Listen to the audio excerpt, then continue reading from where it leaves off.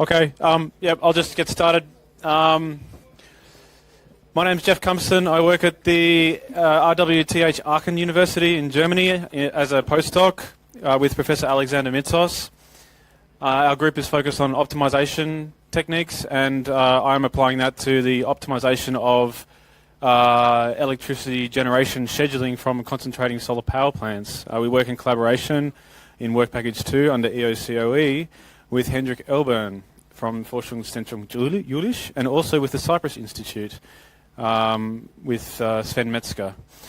Okay, so I'll just outline some of the research that we do in particular at Aachen University in the right context. I'll just get rid of, from our point of view, but also we'll then use that as a launching pad to describe why we are particularly interested in high-performance computing. So let me get started with this. So for those of you who are not familiar with this sort of renewable energy technology, what we have here is a concentrating solar power plant with thermal energy storage.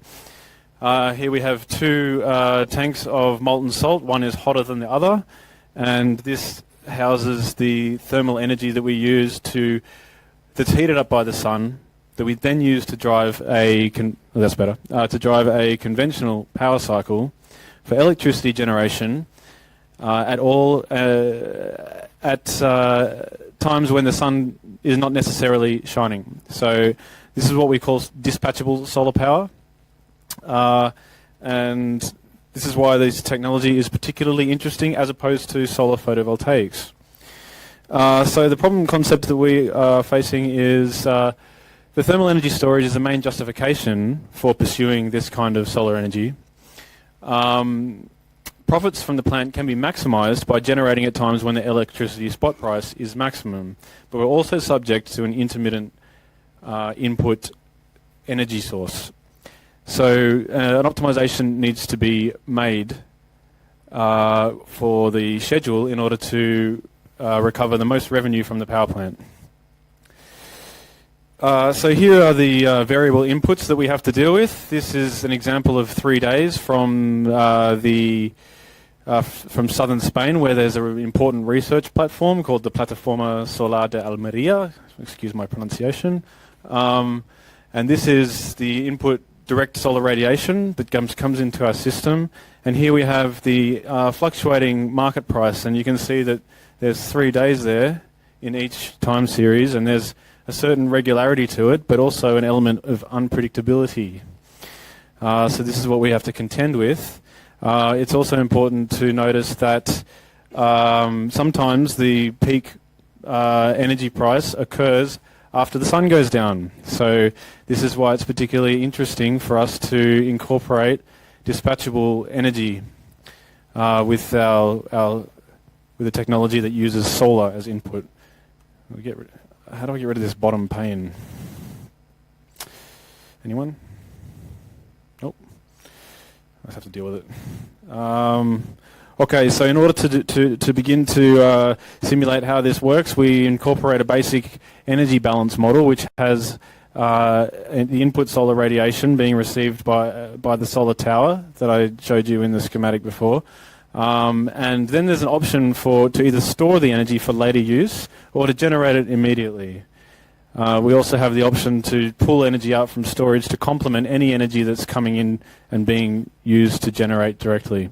So there's a few decisions there that need to be made, and that's why we need to perform an optimization. Now the objective of our optimization is to maximize the revenue over the period of interest that we're simulating.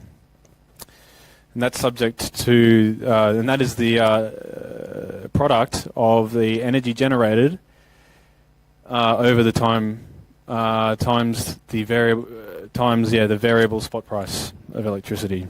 So existing software uses a heuristic approach whereby a number of different logical conditions are either met or not met, and a decision tree is formulated that represents all of the different states that the power plant can take.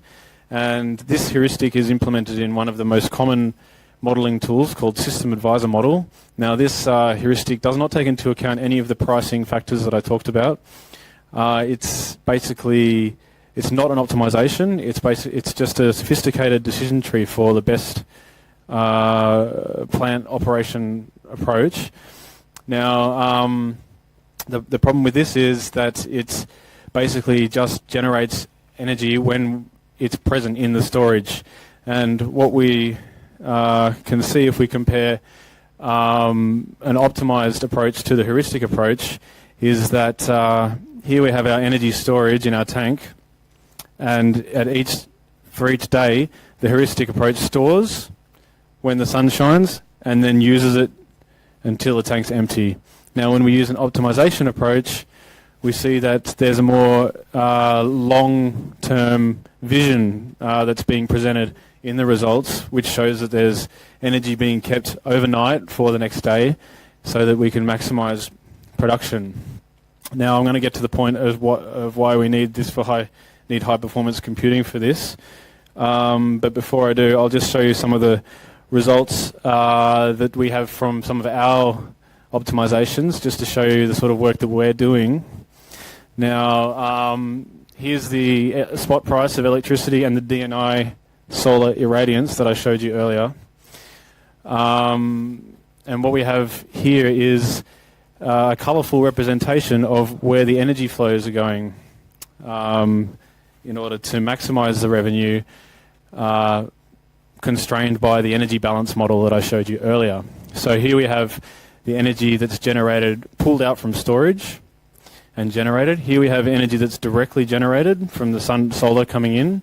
And here we have energy that's stored. So we have a maximum power that we can generate at. And then if there's more energy coming in, we must store it and then use it later at times where the green is shown. What we see here is where these grey shadows occur are times of generation, and they do more or less correspond to times when the spot price is higher. And so we can see the optimization algorithm working to help us to retrieve the highest total revenue for the time period that we've simulated. So this is a really basic model. One of the aspects of our work is trying to improve the physics in the model. Now, obviously, a power plant can't instantaneously turn on and off at will. It takes time to heat up the receiver, for example. It takes time to turn the turbine off and on again, and so on. So we included a few more constraints into the model, and if we take a quick look, that's when we include a minimum tank capacity, a maximum tank charging and discharge rate, and a minimum turbine up and down time. So if we go back to the free model, and then we look at when we include the constraints, and back to the free model, and when we include the constraints, we can see that the schedule has changed a little bit, but that our basic model wasn't bad at showing at least a qualitative representation of the kind of storage approach that we might choose to make. Now, the problem with this is that we are pretending that when we're running a solar power plant, we know exactly what the spot price is going to be over the next 3 days. And we're pretending that we know exactly what the DNI is going to be over the next 3 days. And if you ask any of the meteorologists in the room, at least for the latter, then we know that that's certainly not the case. So this is all very well and good, but it's really a retrospective optimization that shows us how we would have run the power plant had we known what would happen. So what we're going to have to do is generate some kind of forecasts, and this is where our collaboration with the Cyprus Institute and with Forschungszentrum Jülich comes into the picture, and we've retrieved DNI predictions from both of these institutes. The DNI is the direct normal irradiance, solar radiation that we're interested in. So at this point we've just retrieved 2-day time horizon forecasts for DNI. And the point is that what we want to do is at each time step of operation we want to simulate a forecast of the solar irradiance and simulate a forecast of what the price will be over the next couple of days. And the reason it's a couple of days is because more often than not there's a day ahead market that we must that we're subject to. So one must commit the electricity generation for the following day in terms of the quantity and the price at which they are willing to generate it. So this diagram represents a model. It's not solar related. It just represents, in abstract form, a model being run based on predictions with a prediction horizon, and it has a number of set points. But then what we do is we take the set point that it predicts for the next time step, move forward, and then do the prediction again. So that's what that requires is a numerical weather forecast to be made at every time step that we're interested in our simulation. So at some regular intervals, perhaps every half hour. And we also need a simulation of the spot price. So in terms of forecasting DNI, there's there's 3 different methods that we would combine to get the most accurate forecast over a 2-day time horizon. Now we've got here on the range of hourly to daily to days forecast. We have the numerical weather prediction that we have been receiving help with through our collaborators. But also there's techniques that involve imaging of the sky to see whether clouds are on their way in the next 15 minutes, and a similar approach but looking from above from satellites to calculate if clouds should arrive in the next hours. The satellite predictions are particularly interesting because on top of the day ahead commitment that I mentioned earlier, we also have the opportunity at least in the Spanish market, to recommit every 4 hours on the day. So if we move forward, this is a picture of the sky imager that I mentioned. I'll just kind of breeze through this bit, but here we can see it as a fisheye lens, which then is subject to some image processing techniques to enable us to predict the evolution of the clouds as they pass over the power plant. Here we have a representation of the satellite images and how the motion, relative motion from one picture to the next gives us a vector representation of where the clouds are going, and such that we can predict with some accuracy, some quantifiable accuracy, the next time step. And this is just some cloud motion vector forecast data that I've received from DLR. I'm not going to comment on that right now. Here we have the DNI forecasts that are made using numerical weather prediction. So this data that I received from Hendrik Elbern's group at Jülich, and we have a DNI forecast that's made, and this is midday of a given day, and forecasting into the next day, because at midday of a given day, one must then commit the electricity generation of the next 24 hours of the following day. So this is really the kind of forecast that we'll be working with when we're running our power plant and we want to do our day ahead commitment. We have the blue DNI forecast in comparison to what was measured. I think that the forecast is much better than not having it there, and I think that's what we're going to try and quantify next. It did qualitatively show that there would at least demonstrate that there would be some cloud cover, and the times were fairly accurate.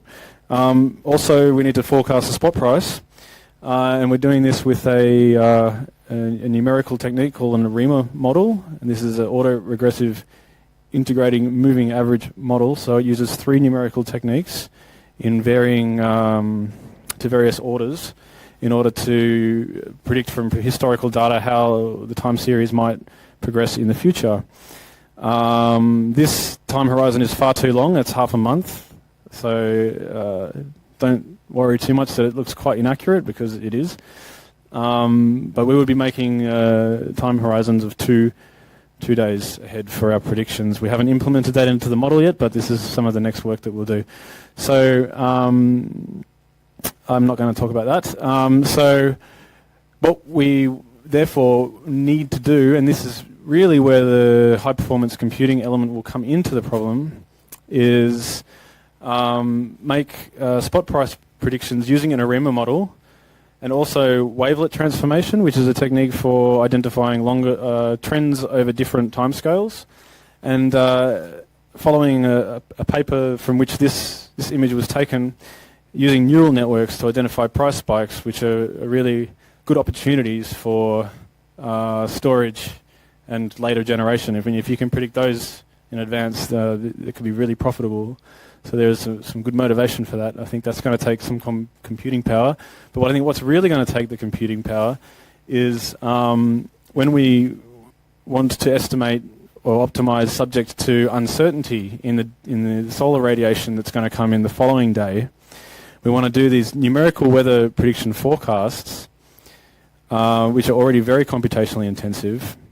But we want to perform on the order of 1,000 of them. So before Hendrik tells me off after this presentation, I have to be honest that this is not really an ensemble forecast, but it's a time series that looks like one. And what this is actually a forecast that we made every hour. But I put it in here because an ensemble forecast looks fairly similar to this, in that it shows you a sort of distribution of what you would expect in your prediction. And so if we can have uncertainty coming into the simulation, then we can optimize for including uncertainty, which can help us to generate the most electricity while not violating any safety limits in the system and other considerations. So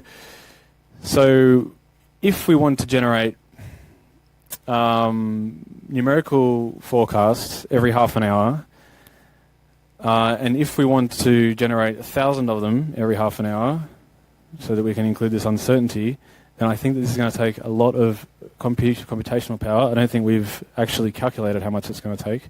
And so I think that this problem really can benefit from the work in this in this project. This problem can really benefit from the work in this project in the way that we are moving towards exascale computing. So that's our work and our vision in a short summary. Thank you for your attention, and if you have any questions, please ask.